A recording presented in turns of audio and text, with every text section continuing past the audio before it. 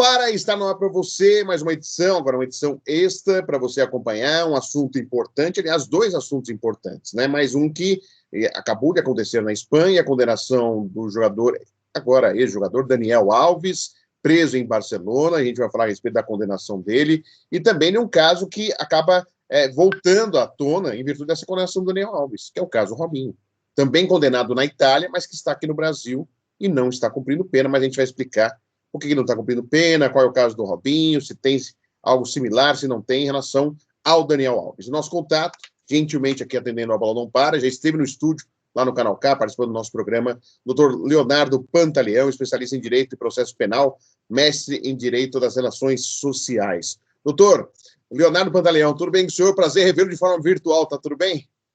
É verdade, prazer é meu, recebi o convite com muita alegria e espero poder contribuir aqui com alguns desses temas que, sem dúvida alguma, movimentam a sociedade. Né?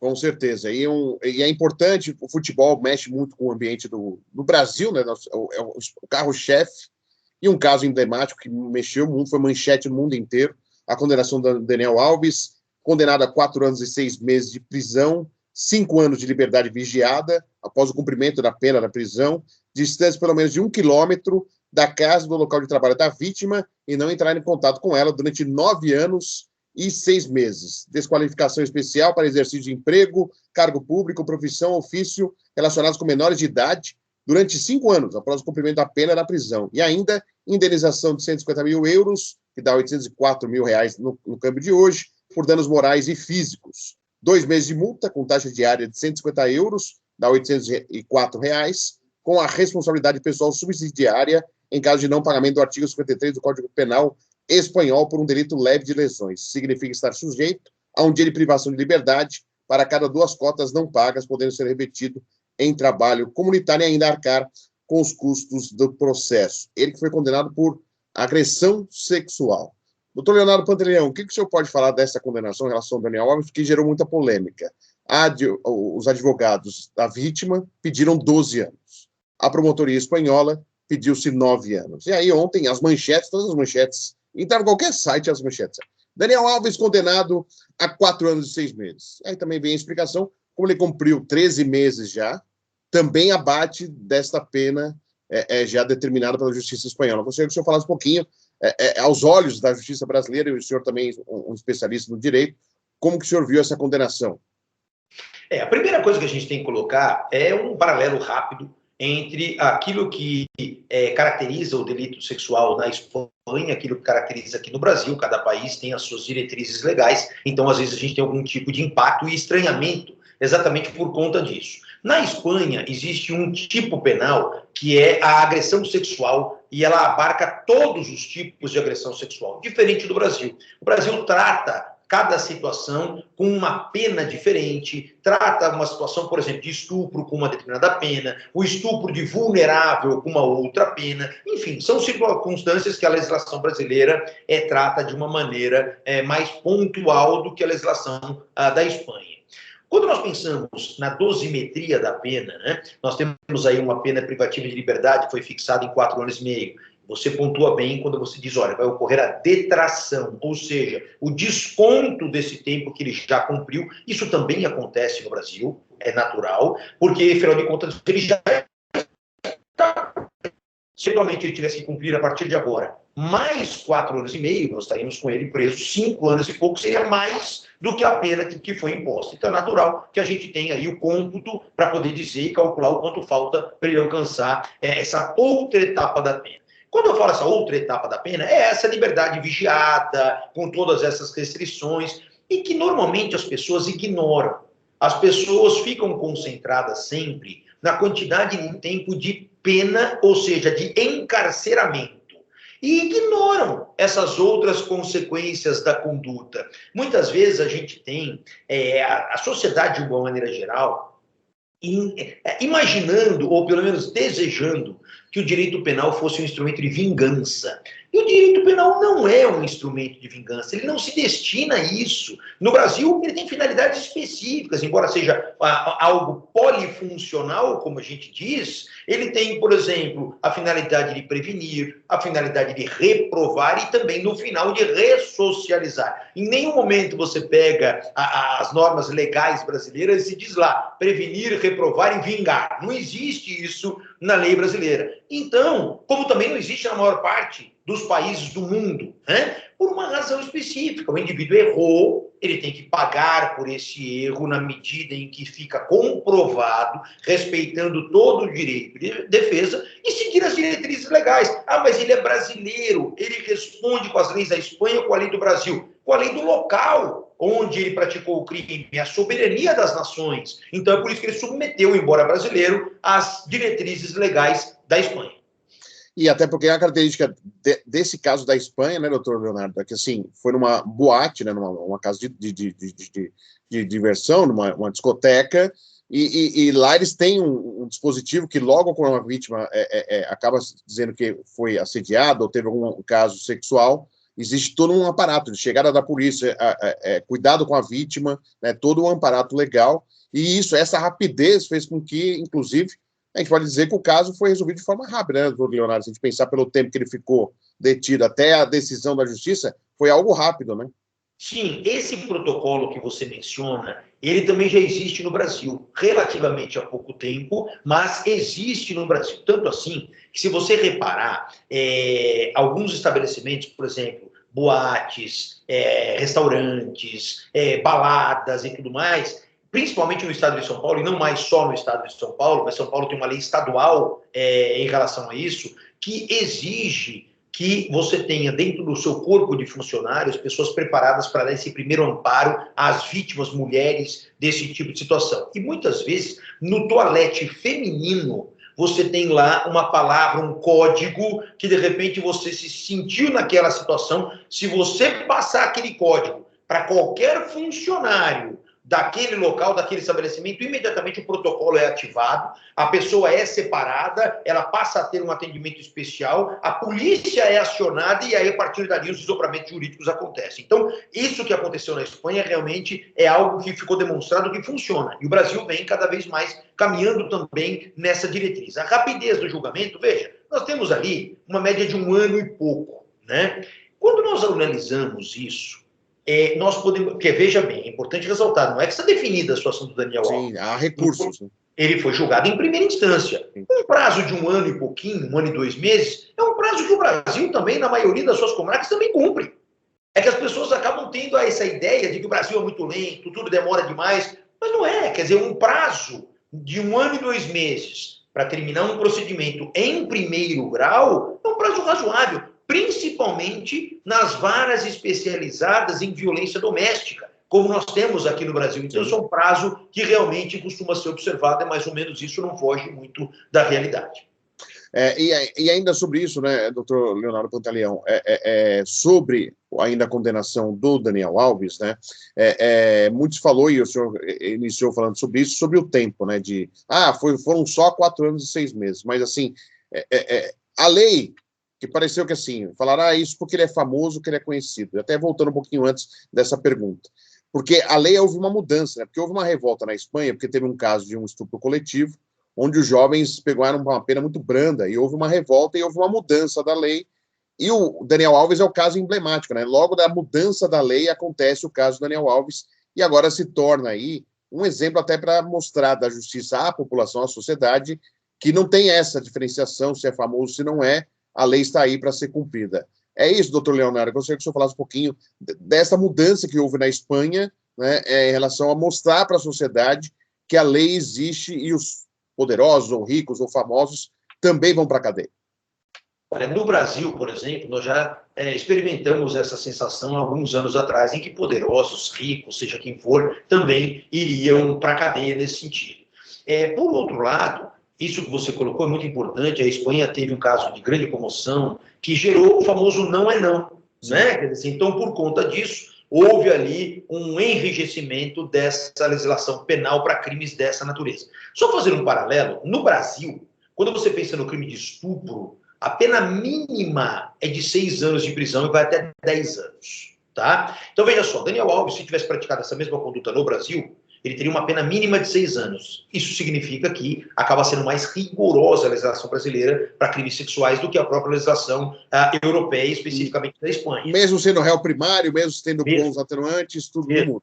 A pena mínima para quem pratica estupro é de 6 anos. Se você não for o primário, você começa a ter fatores que vão agregar na sua pena, ou seja, ela vai subir, mas descer de 6 anos, ela não vai descer. Então, aí você fala assim, poxa, mas e se tivesse acontecido no Brasil? Porque a grande justificativa de uma redução drástica, não podemos negar que foi uma vitória da defesa do Daniel Alves, sem dúvida alguma. Por quê? Uma parte da acusação queria 9 anos, a outra queria 12. Se eu levar em conta os 9 anos, a defesa conseguiu metade do que a acusação queria. Tá certo? Assim, mas o que levou a isso? É importante que as pessoas saibam.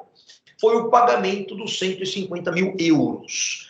A nossa legislação também prevê algo semelhante? Prevê. Mas nós temos uma causa de atenuante de pena quando existe uma reparação do dano causado pela conduta e tudo mais. Só que, no Brasil, jamais chegaria a uma redução de 50% eventualmente. No Brasil, nós temos essa atenuante como, no máximo, um fator de minorante de pena num patamar de 1/6, jamais 50%. Então, veja que, nesse paralelo entre a legislação brasileira e a legislação espanhola, a legislação brasileira mantém padrões muito mais rigorosos do que a gente está vendo na Espanha. E esse valor pago, doutor Leonardo, independe, se é uma pessoa que não tem condição, o Daniel Alves até então tinha condições, ele está com problema em relação a contas bloqueadas, tudo, mas se fosse uma pessoa que não tivesse condições financeiras, seria esse mesmo valor ou poderia ser menor em virtude da condição financeira dessa pessoa? O senhor tem conhecimento sobre isso? Sempre que você fixa uma indenização, até porque uma indenização num crime de estupro, é importante a gente ressaltar aqui, eu acho que é uma oportunidade muito boa. O crime de estupro é um dos crimes mais terríveis que existe em qualquer legislação no mundo.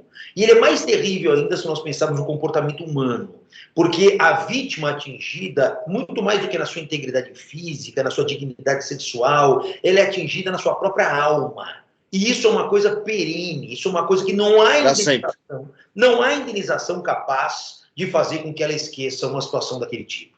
Porém, claro, embora essa seja uma consequência natural de um crime dessa natureza, o nosso legislador diz, olha, você tem que tentar minimizar a consequência, tá certo? Quer dizer, e para chegar nesse valor, leva-se em consideração a capacidade econômica da vítima, a capacidade econômica do autor, não adianta fixar algo impagável para ele. Mas não pode ser nada que não seja suficiente para minimamente chegar a esse objetivo. Mas ele não tem como pagar nada para ela. Certamente ele não sofreria, não seria beneficiado por essa benesse legal e não teria essa redução de pena como aconteceu no caso do Daniel Alves. Esse é um outro ponto que faz a gente pensar em algumas situações. E eu sempre gosto de fazer o paralelo com o Brasil. Se isso tivesse acontecido no Brasil, nós estaríamos ouvindo aqui, tá vendo? No Brasil, quem tem dinheiro sempre se dá bem na justiça. Tá certo? Ouvimos isso, eu tenho escutado bastante isso. É isso, mas isso faz as pessoas entenderem que não é no Brasil, isso é no mundo. Mas não é quem tem dinheiro necessariamente. Às vezes o indivíduo não tem dinheiro, vai fazer um financiamento no banco e paga. Tá certo? É alguma coisa nesse sentido. Sim. Mas o grande problema é o seguinte, ele tentou ou ele conseguiu de alguma maneira chegar no patamar mínimo para reequilibrar a situação da vítima, dar a ela um ressarcimento, ao menos um ressarcimento aparente pela conduta que ele desenvolveu e daí por diante. Então, isso é no mundo, isso faz parte da legislação mundial, não aquela história de que o Brasil é o país da impunidade, que tudo pode, que ninguém responde. Aliás, é importante ressaltar também, fica aqui um convite para aqueles que nos acompanham. Muitas vezes a gente fala que o Brasil é o país da impunidade, né? Falei disso agora, me lembrei. Fica um convite para que as pessoas façam pesquisa, por exemplo, nas redes sociais, nos buscadores qualquer, e coloque lá qual é o ranking mundial do Brasil em termos de população carcerária. Você vai verificar que o Brasil está entre o 2º ou 3º, a depender do momento, país que mais prende no mundo. Então veja, você dizer que um país que está no ranking em 2º ou 3º lugar é o que menos, assim, tem uma impunidade gritante, me parece, no mínimo, contraditório com os números, evidentemente. Claro.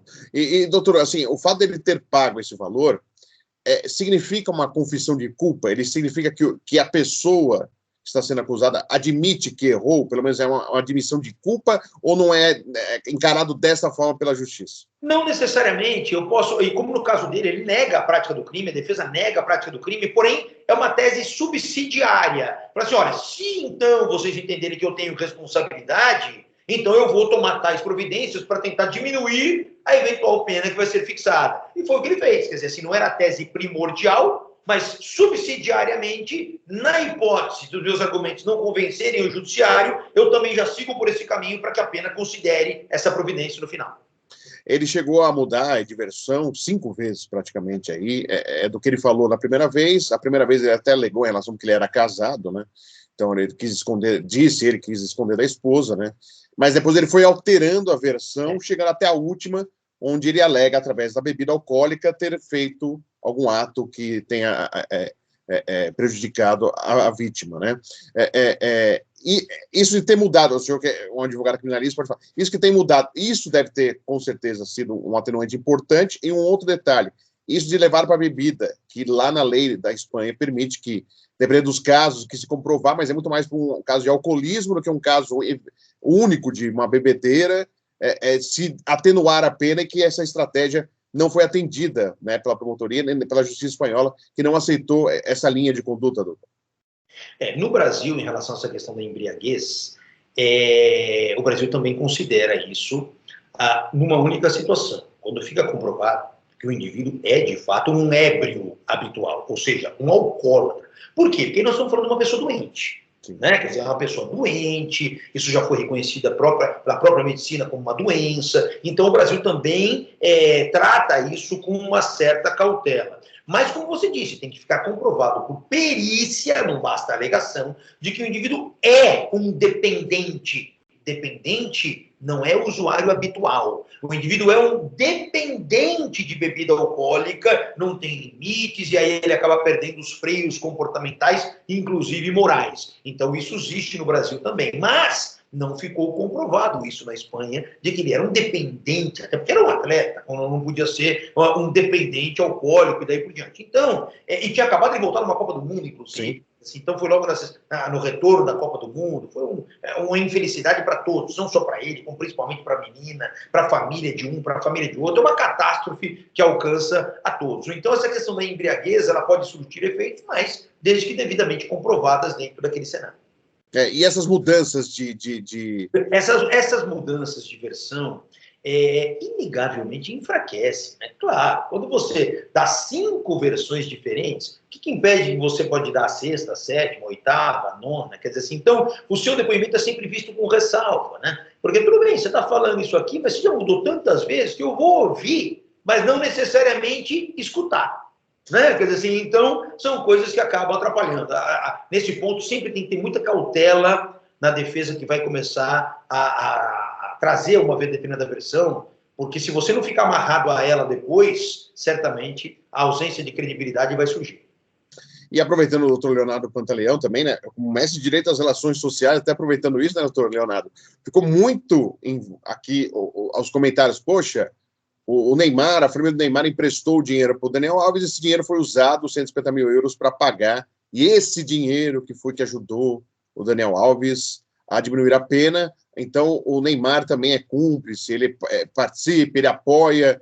Como que o senhor vê isso, né, no aspecto jurídico e também como um observador, né, do comportamento humano, porque quem trabalha com direito também é dessa forma, né, observador do comportamento humano, dessas reações sobre exatamente esse dinheiro que foi pago, que como a gente já disse, está na lei lá, então há a possibilidade de, né? Então não é só por causa do Daniel Alves, é para todos, mas que gera realmente uma polêmica muito grande pela quantidade da punição que ele foi levada e pelo valor que foi pago, que realmente mostra-se que diminuiu a pena por causa disso. É o sentimento de vingança. Pô, Neymar, por que você foi ajudar? A gente queria que ele tomasse uma condenação gigante. Queria que ele ficasse preso lá um tempão. Você foi ajudar, Neymar, então você é cúmplice. Significa que você concorda com a conduta dele e tal. Tem uma frase que resume muito bem isso tudo. Ao acusado basta a pena. Ponto.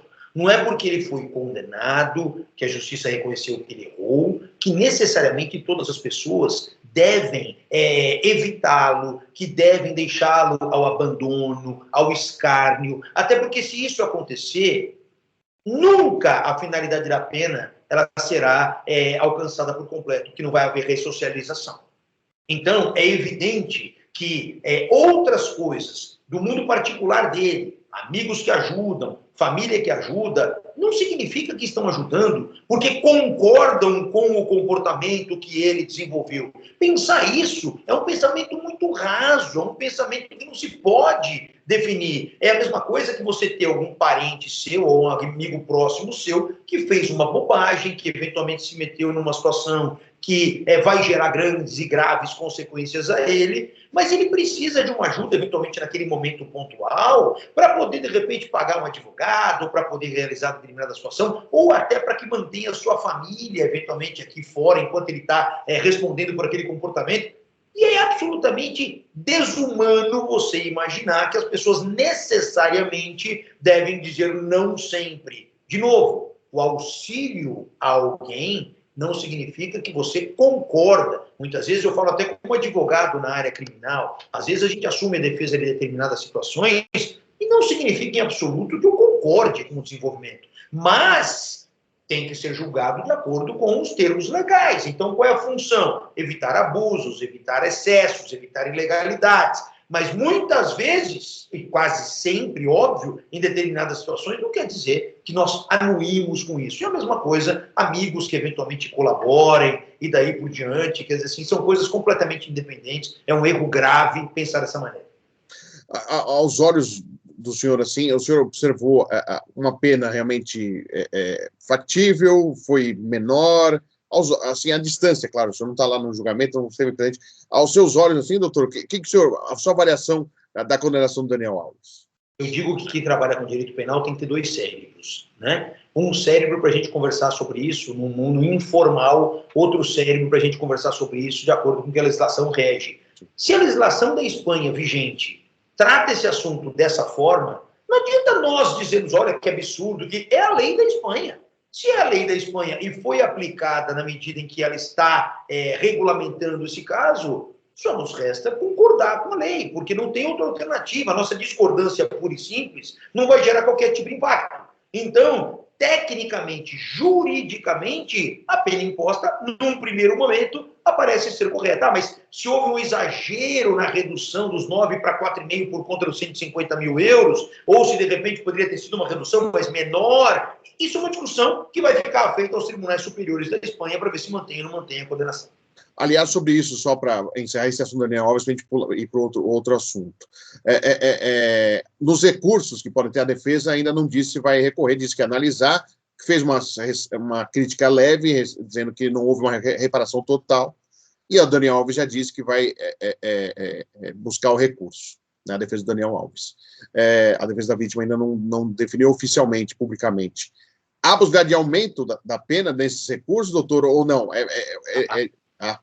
Há possibilidade desde que a acusação recorra, né? Sim. Não num recurso da defesa. Agora, se a acusação entender, por exemplo, olha, o redutor aqui foi muito exagerado, tem que ser um redutor menor e tal, isso pode levar a pena para 6 anos e daí por diante, pode acontecer? Pode. Essa possibilidade jurídica existe. Se de fato vai acontecer ou não, vai depender da valoração dos argumentos que forem apresentados nas cortes superiores da Espanha.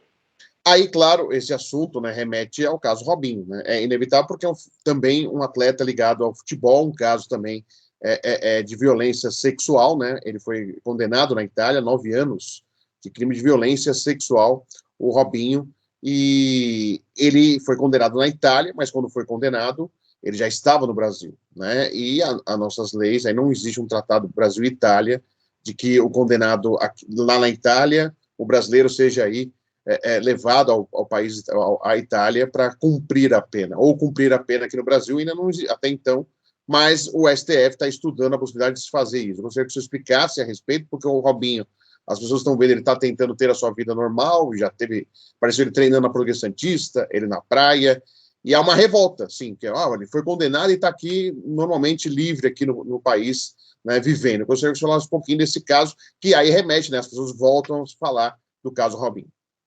O caso Robinho, vamos traçar aqui um paralelo inicial, ele é totalmente diferente do caso Daniel Alves. Né? Daniel Alves já está preso lá no local onde aconteceu a conduta, é uma prisão preventiva, a condenação dele cabe recursos, então nós temos aí uma longa jornada pela frente, diferente do caso Robinho.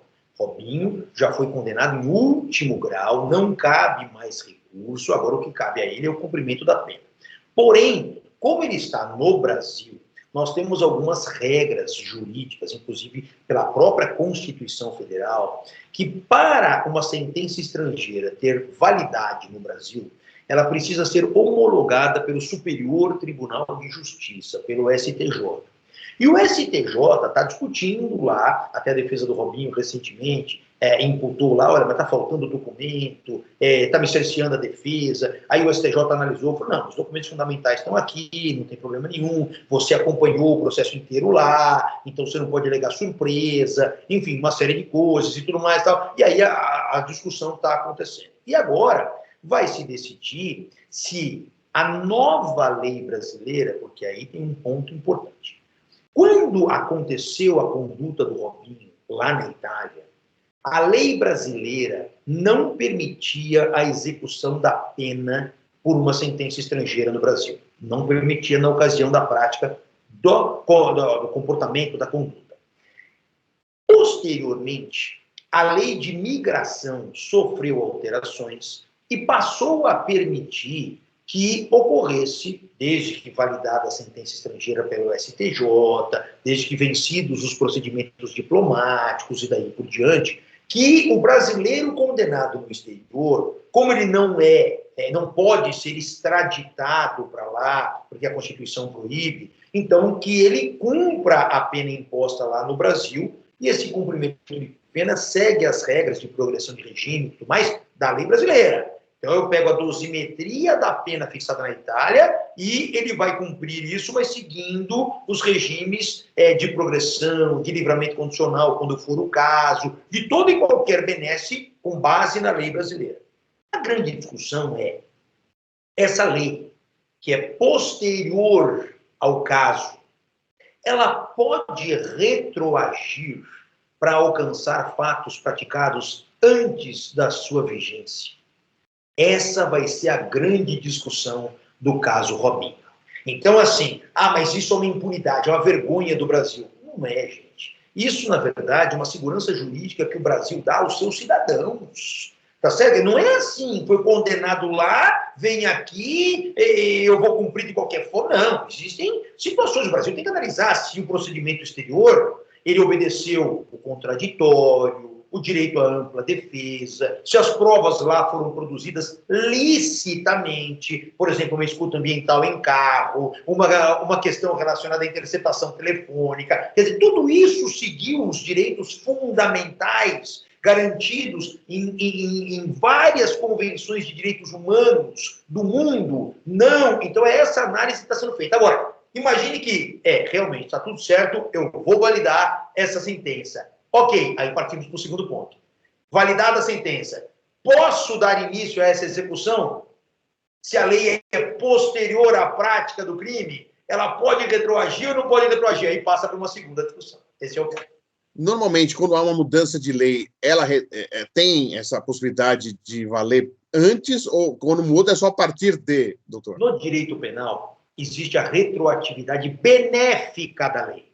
Vou te dar um exemplo. Imagine que eu estivesse preso lá atrás pelo crime de adultério. E no Brasil era crime de adultério. Sim, lá atrás. Ainda. Imagine que eu... Não, agora não mais. Não mais.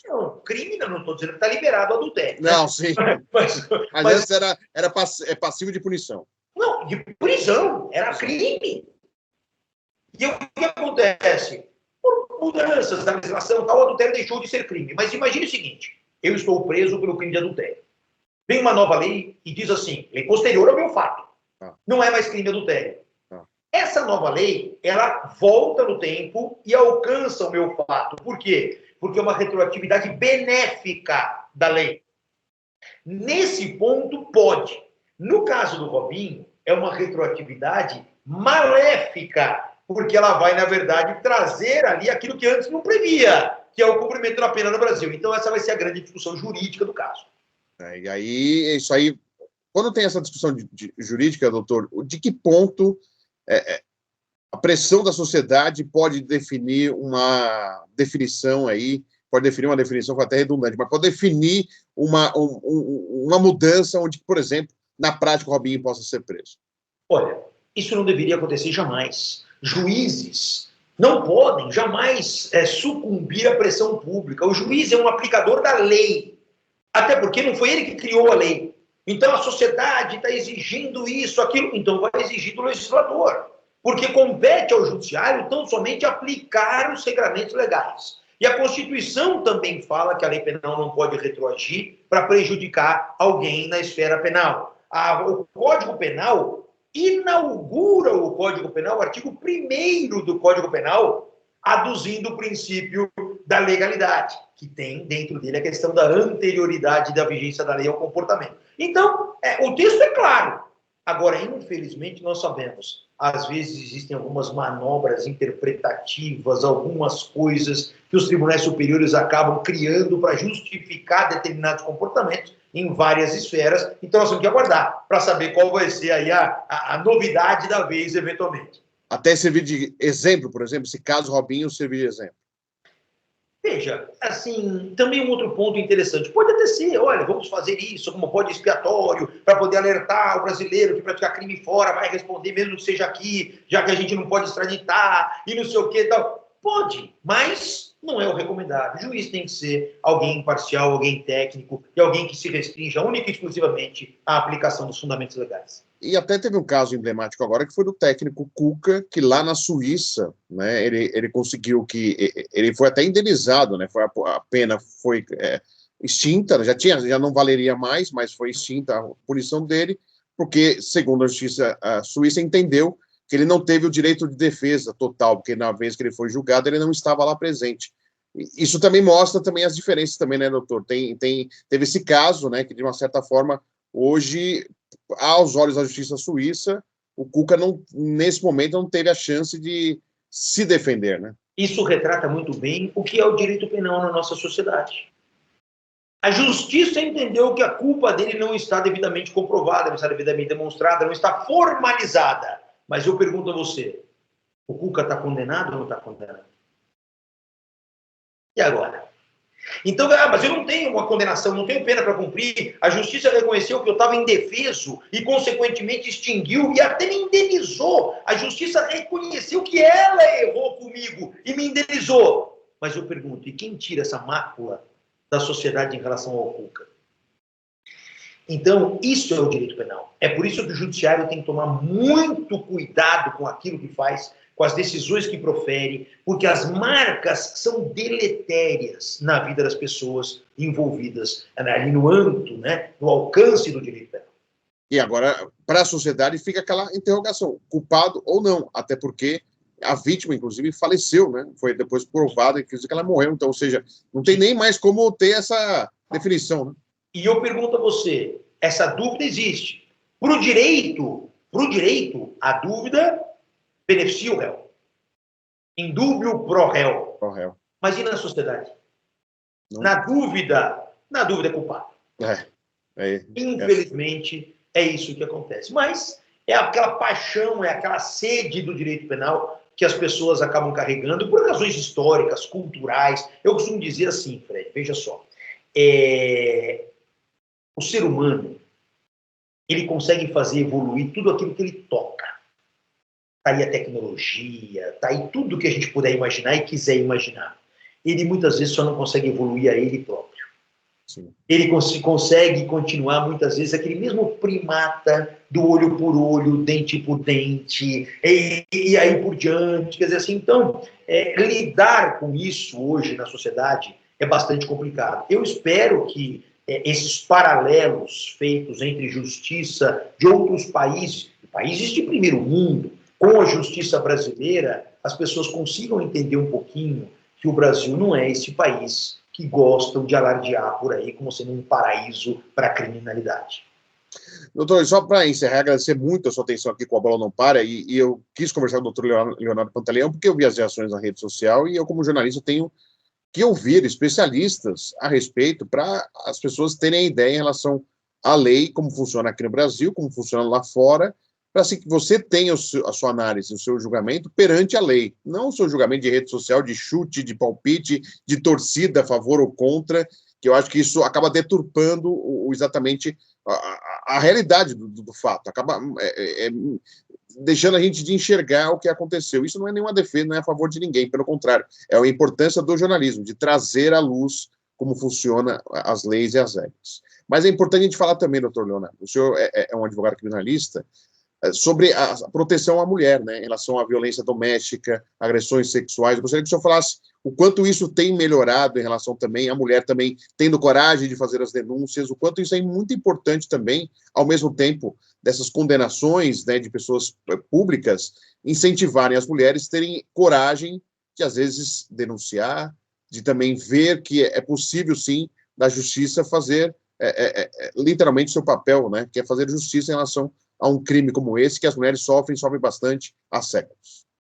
Aquelas questões relacionadas à violência contra a mulher, elas necessariamente precisam ser combatidas. O nosso legislador hoje caminha nesse sentido, só que ele precisa muito da ajuda da própria mulher. Se a mulher não denunciar, se a mulher não levar esses assuntos à frente, isso impacta em estatísticas, isso faz com que o legislador não tenha condições exatas de verificar se as regras que ele estabeleceu são ou não suficientes para inibir esse tipo de comportamento. Então, de fato, a ideia da objetificação da mulher, a mulher enquanto objeto nas mãos do homem, isso precisa cair. O nosso legislador vem caminhando nesse sentido, mas o papel da mulher é fundamental para que elas possam ter uma vida tranquila, uma vida harmônica, a sua integridade física, mental, psicológica respeitada. Então, denunciem toda vez que se depararem com algo que se sinta incomodada. Se é crime, se não é crime, isso quem vai analisar são as autoridades públicas devidamente constituídas. Mas não perca a oportunidade de você divulgar. Por quê? Você muitas vezes